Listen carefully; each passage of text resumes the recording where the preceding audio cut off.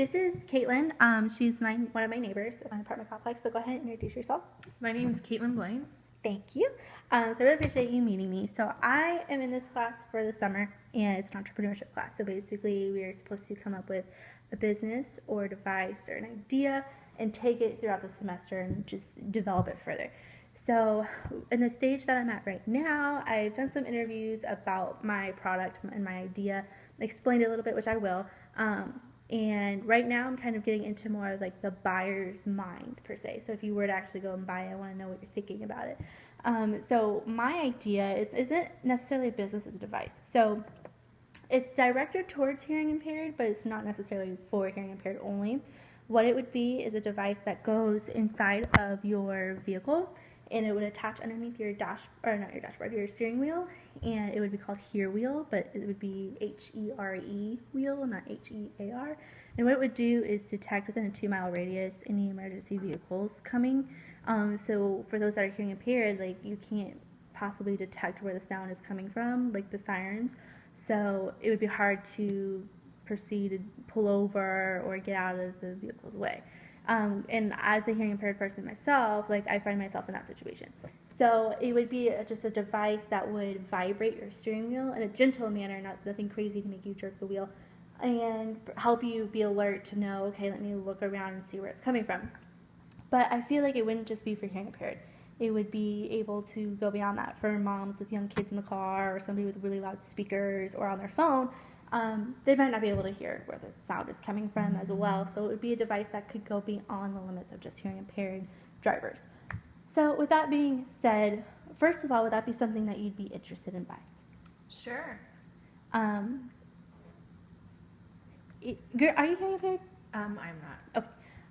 Most people aren't. I mean, it's sometimes, I mean, obviously, unless you're doing sign language and stuff like that, it's kind of hard to tell. Like, since I have partial hearing, some people don't tell, like, or can't tell that I'm hearing impaired.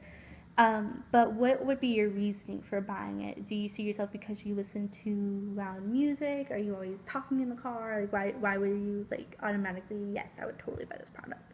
I would buy the product because I get easily distracted no matter what's going on. Even if there's somebody in my car and they're not doing anything per se to distract me, just like a simple movement, I would look over, or like even like I do listen to my music pretty loud, so that would help me out a lot. I feel like everybody listens to music loud. Like, I mean, even though I know I shouldn't be, if it's a song I really like, I'm gonna turn it up, and I don't really care what happens. To be honest, it's terrible as that sounds, it's just the truth. I'm not gonna lie about it. That's just how I feel.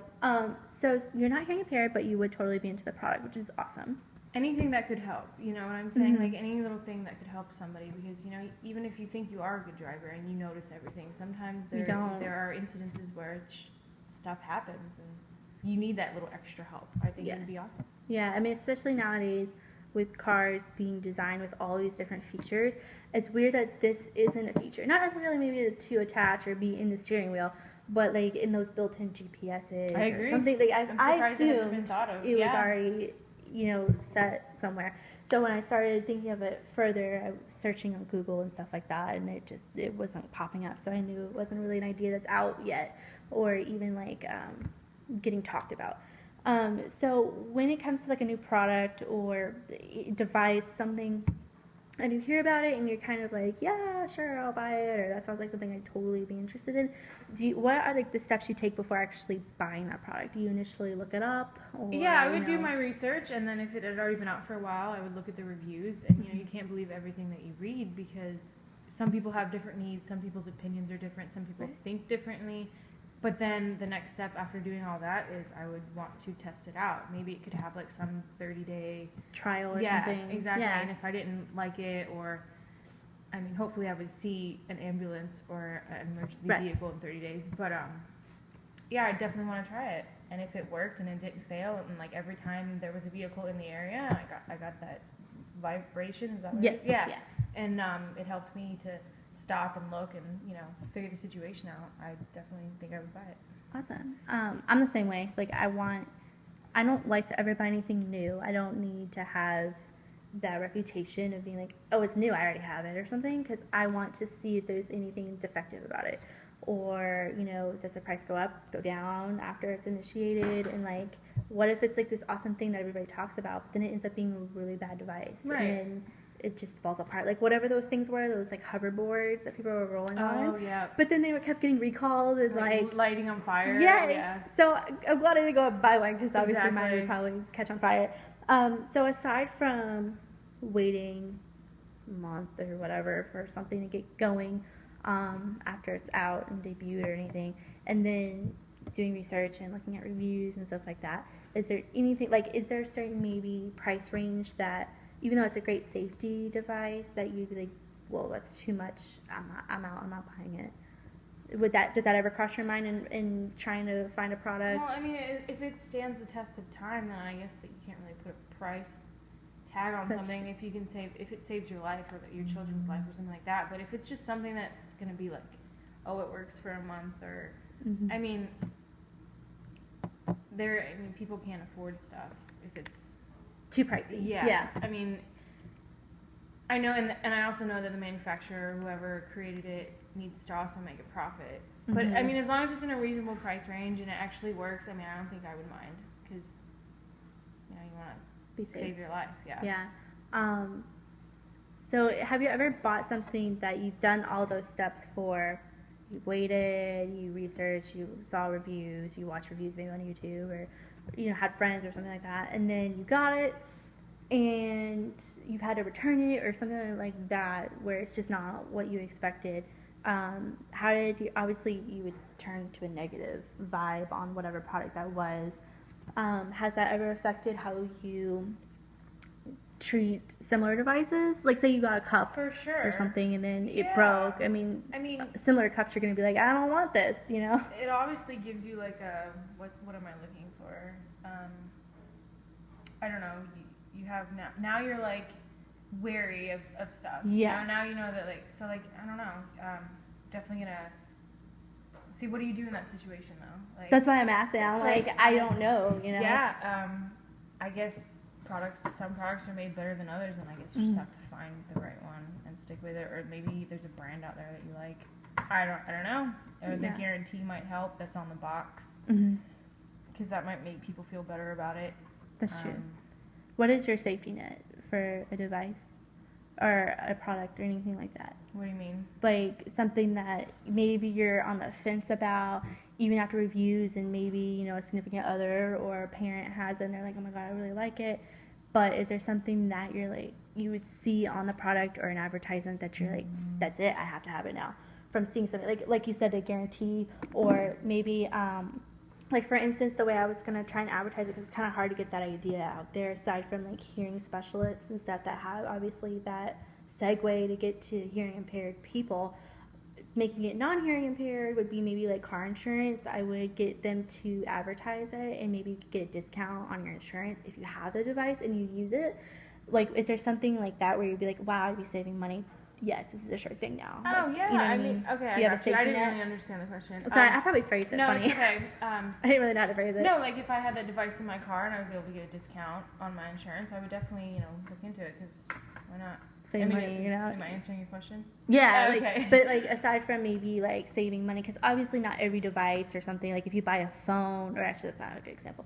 If you buy like, I don't know, a certain type of dish soap, you can't really go and return it just because you don't like it. Is there something like packaging wise or like on a TV commercial, like verbal, so any sort of communication that you like? Yeah, like testimonials, like people going on, and like you can tell when people are lying about those. But if you see like a commercial, you can tell the person like genuinely, hey, this they're really not saved hired my actors. Exactly. Or like maybe there's an article in a newspaper about how somebody had their life saved by this certain device. That makes a difference, I think, because you can't believe everything you see on TV anymore either. So, real testimonials, and like maybe if one of my friends had it and I was able, like testing it out again. But yeah. If you were selected to test it out or something like that, since you live in my apartment complex and you're in close proximity, you say it now, but maybe a year from now, one, you probably can move away. But second, say you were here theoretically, would you change your mind, or would you still be like, yeah, I'll test it out? A year later? I know it's hard to predict. Without testing it now? Like, right, because it's not developed. I'm in like the early stages of it. I mean, I'd be willing to test anything out because, I mean, you never know what could change your life. I mean, Does it bother you the way just in your opinion, the way I introduce the product by saying first of all that it's kind of meant for hearing, well, not meant, but it was designed with hearing impaired people in mind. Does that kind of make your mind go one way than saying, okay, well, why is she talking to me about it because I'm not hearing impaired, or did that It make didn't bother me. Okay. I mean, I probably wouldn't initially have been attracted to the product. Mm-hmm. Just because I probably just said hearing impaired and like walked in the different Direction. Yeah. Yeah. Like, okay, well I'm not hearing impaired. I wouldn't say the product didn't work or like I don't, but that does kind of put it in its own little category, and For most sure. people wouldn't look any further. Right. Especially the ones that are like, oh, I'm not disabled in any way. Right. It's hard too because the society nowadays too. I mean, anything with remotely being for disabled people are like, well, that's not me, so off I go. Right, When, but it needs to be on there for the disabled people, so Right, it's kind to of hard to see, decide, yeah. like, how do you even come about that? I mean, you could just say for all people, I don't know. Yeah, that's why I go a little. I mean, it's hard because it's not me on the outside looking inward to this problem for hearing impaired. It's a general problem. It's just I was trying to factor in the hearing impaired because yeah, we have devices. I'm saying we as in hearing impaired. Have like obviously hearing aids and clear implants and that kind of thing. And like I don't know if you've ever seen them, but I don't remember what they're called. But on your home telephone now, you can have a service where whoever's talking on the other line, it'll come up in like captions. Oh, so wow. you could talk on the phone and talk to the person, and they can hear you obviously, and then whatever they're saying is you're reading in your mind. So there's all these different things, but there's not necessarily something for driving. There's stipulations on your license and stuff for being hearing impaired. If you, God forbid, you get pulled over or something like that. But I was just trying to think of something like that, being that I experience that every day. But it's hard because there's certain things that I know bother me when people say something because, like we don't know each other, but if you were like, my God, are you deaf? Like, can you hear what I'm saying? It hurts my feelings because you actually experience that, yep. And you're just kind of blurting out a phrase that people always kind of throw around, but you just don't really know what bothers people. So it's hard because product-wise, I want to make sure hearing impaired drivers know that, hey, this is out there specifically with you in mind, but it doesn't have to be just for hearing impaired because, like, I know people that have obviously young kids and they're screaming in the car. Or I was gonna suggest, like, because I mean, I could see parents putting it in their teenagers' cars because they blast their music, and kids think they know everything and they're gonna drive crazy and they don't necessarily follow the rules. But I mean, that's another little alley you could take, like, when it comes to that. Yeah, and I was also thinking of putting them in like the product in like an AutoZone, or maybe you're looking for a fuzzy steering wheel cover. You might run into that and be like, hey, what's this? And then just look into it further. So have you ever done that? This will be like the last question, I promise. Have you ever run into a product in an aisle